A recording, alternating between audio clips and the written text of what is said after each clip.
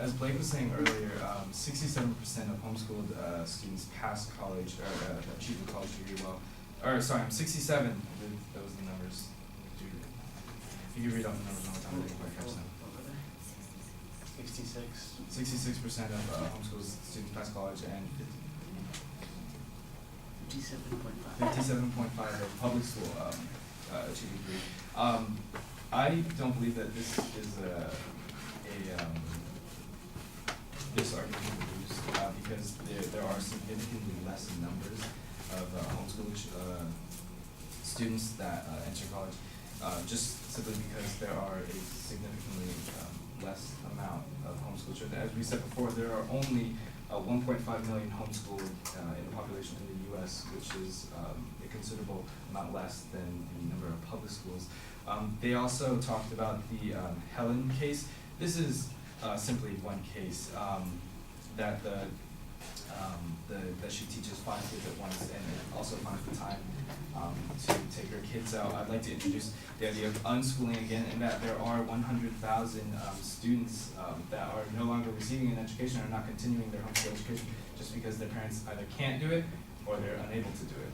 Okay, and if that's the extreme, we can only imagine what percentage of these homeschool students are receiving a less than appropriate education at home. Beatrice also said that if a parent falls ill or dies, they are in remorse, but she also said that they are able to continue education.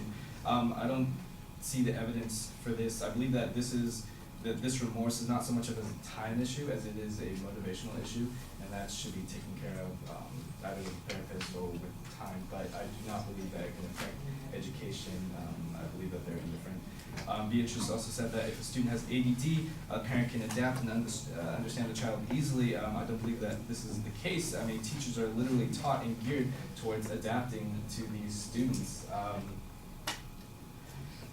If you guys have ever taken a class to teach little kids, perhaps like CPR or something, you are taught to adapt to the situation. You're supposed to, if they have ADHD, you're supposed to adapt to it. If they have a cerebral palsy, you're supposed to adapt to it.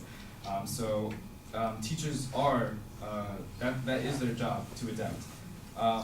Blake also said that, Blake and Beatrice also said that homeschooling is literally tutoring, and it's a one-on-one all day.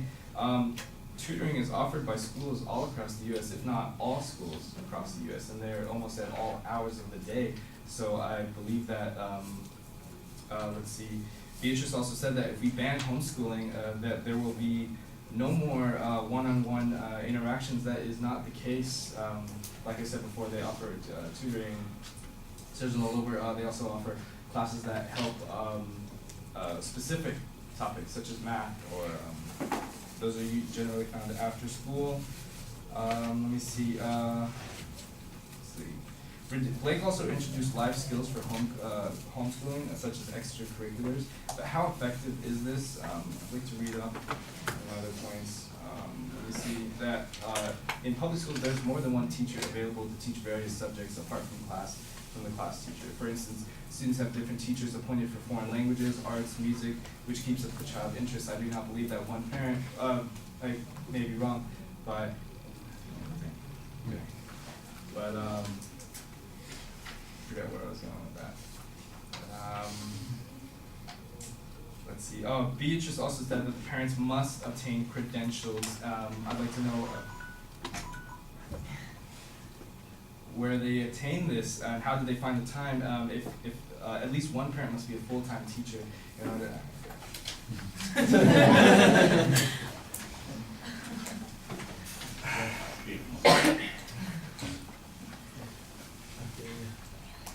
As good as my professor, that is.